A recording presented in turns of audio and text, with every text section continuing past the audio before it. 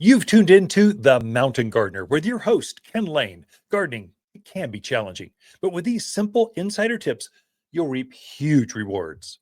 Now, let's tune into today's Mountain Gardener with Ken and Lisa. And welcome to this week's show of The Mountain Gardener. Your host, Ken Lain, here every week, talking about the landscapes of northern Arizona. We are definitely into fall. I've seen frost on the hot tub. I've seen a little bit on the roofs, but my basil is still alive. I can't believe it. So there's been light frost around. So we're well into autumn here. But eventually we're going to get a hard freeze. I mean, hard freeze where it takes out all those annuals. The dahlias will be gone. The geraniums will be out of here. The petunias will be looking pretty rough. And the basils are such a wimpy plant. It's a tropical plant. They'll be gone. And so you're starting to get into where your winter evergreens are going. The maples are in bright colored red. It's beautiful. There's a couple maples that are probably better than others. So you're seeing two main ones right now. There's a bright red one that's called Blaze maple or Prescott Blaze maple. That's probably a top seller. Fast grower, takes our wind. It's a good bulletproof plant. You plant it out there in the landscape and you just know it's going to do well. Whereas some of your other maples, there's probably 100, probably more than that, different kinds of maples. That's one that you want to consider and plant in your yard. If you're in the mountains of Arizona where we're exposed to wind and alkalinity and clay soils, another one that's kind of an orangey color. It's called Armstrong maple. It's related. They're cousins of each other. Just one turns kind of orange. The other one turns red. Pick your color. Another one that's kind of less popular because it's gold or yellow, much like an aspen turns color. My aspens are in full color right now. But it's a silver maple. Silver maple's yellow. Armstrong maple's orange. And Blaze maple is red. Pick your colors, mix and match. They're all going to do exceptionally well. Fast growers. We're talking they'll grow easily 2 feet, if not 3 or more if they're really happy and established and well going. So if you fertilize them, that'll really get them going. So those are the 3 maples you're seeing. If you see a columnar tree with white bark, that's obviously a native, grows wild up here in the mountains with us. It'll grow in any of the yards where this show broadcasts, unless you're picking this up digitally through Phoenix. Aspens do not grow in Phoenix, but they love growing up here at elevation. I would say from Sedona to Camp Verde, all the way up the hill to Flagstaff and White Mountains and Williams and Kingman and Prescott Valley, Chino Valley. It's going to grow well for us. You might have to put it on irrigation. Water it once a week. You'll be fine. That's enough to keep an aspen going. Actually, any of these trees, they're deep-rooted. They adapt well to our clay soil, and they're going to grow well for you. And you can plant them now. They're good. The one thing to watch, I mentioned water. So I'm having folks go, how often should I water? I'm seeing folks that have been watering like crazy from like when it was really hot a month and a half ago to now we're starting to see a little bit of overwatering, mainly in the evergreens. You see your spruce starting to turn color. You see some purpley colors to it.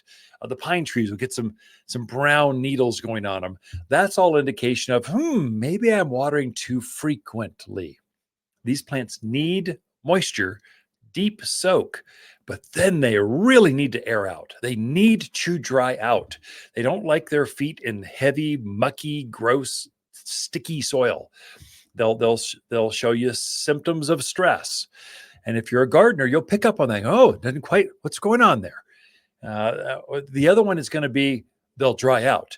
So you need to water through winter. You folks new to the area, we can go through long dry spells through winter. I mean, we can go for a couple months with no moisture, but our ground doesn't freeze like it does in the Midwest. So plants are still using moisture. It's slowly, but they're still using it. And they cannot go for 2 months without any moisture. So if you turn that irrigation off, and you expect nature to take care of your plants, you could see some damage. This is especially true for container plants. So I've had helped several folks growing roses. What have they grown? Some different evergreen shrubs, nandinas. What else did I see? A miniature barberry. I've seen quite a few folks. And well, how often should I water my container gardens? We've been watering those about, I don't know, every 2-3 days. Now it's cooled off. You should water at least once a week. Even your bigger, more mature, bigger containers, more mature. Like say, I've got a 10-year-old rose bush in a big a jade glazed pot. It's spectacular. It's in full bloom. It's glorious. I've got a new blue autumn sage in a big oxblood red container. It's just beautiful, stunning. It's in bloom. Hummingbirds have been migrating through, taking advantage of it. The bees have been all over them, kind of frantically harvesting, getting that last pollen out of the flowers before winter comes. They've been busy, but you need to water those plants. I would say right now, at least every 5 to 7 days. And here's the insider tip. If you're going to grow things in containers, whether it's wood, plastics are a little tricky. I tend to overwater in plastic pots. Clay is the best you can plant in because it breathes, it holds moisture, it insulates better. It's not about the cold with your containers. It's about how dry they are as they go into cold. So if you hear the weatherman going, oh, it's going to be a cold one. Oh, it's coming down from the north. It's going to be brutal. Oh my gosh, everyone bake cookies and sit by the fireplace because it's sip tea. It's going to be a cold one. People run to the grocery store and they obliterate the shelves like we're going to be snowed in for a week. Maybe a day if we're desperate, but things, they tend to clear out pretty quickly. Plants can go through that cold. They've got antifreeze in them. They're built in. They're like your radiator in your car. They can get through this as long as they're hydrated. So for me, I've got over 50 containers. I've got lots and lots, big patios, lots of containers. I've collected them over decades. And so I'll go out if I see it's getting really cold. Not like this week. This week has not been cold. We've seen maybe a tinge of frost, depending on where you're at. I haven't seen my plants nipped yet. I will, but November, eventually it comes. You're going to get a hard freeze. But I'm talking about that it really spikes down into low 20s, the teens. If you see that, make sure your plants are watered. I'd say for your landscape. If you have new plantings, it is a great time to be planting a new maple, as I mentioned, a new evergreen, spruce, pine, fir, cedar, juniper, cypress. This is a great time. It's preferred time to put those in the ground. If you do that, make sure you water it when you first put it in really well. And then water it, I would say at least a couple times a month. Take a hose and give it a deep soak. That will get your plants, no matter how dry how we can get arid through the winter here. It can go a couple months without moisture. Make sure you're watering things a couple times a month. And those plants will just come through next spring like a champion. I would say water your containers at least once a week. Just every 7-10 days, give them a good deep soak till water's floating out the bottom of them and your plants are hydrated. And then if you see a real cold snap coming, this is probably into December, January. If you see a real deep cold coming, you water everything.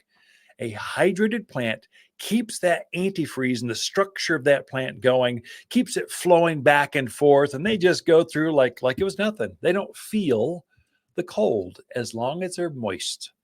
It's like you going out in the desert. You can take on a lot of heat unless you forget your water bottle, and then you're going to be fainting about 2 hours in. You're going, oh my gosh, I forgot my water.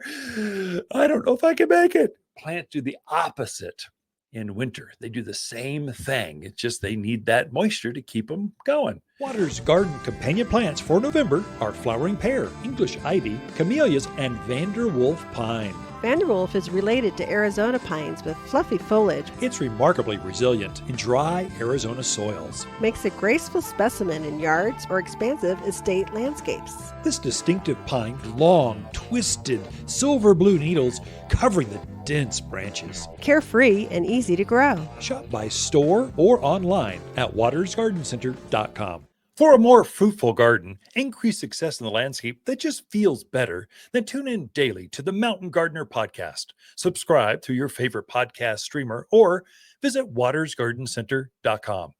Better yet, visit me directly right here at Waters Garden Center. Thanks for tuning in.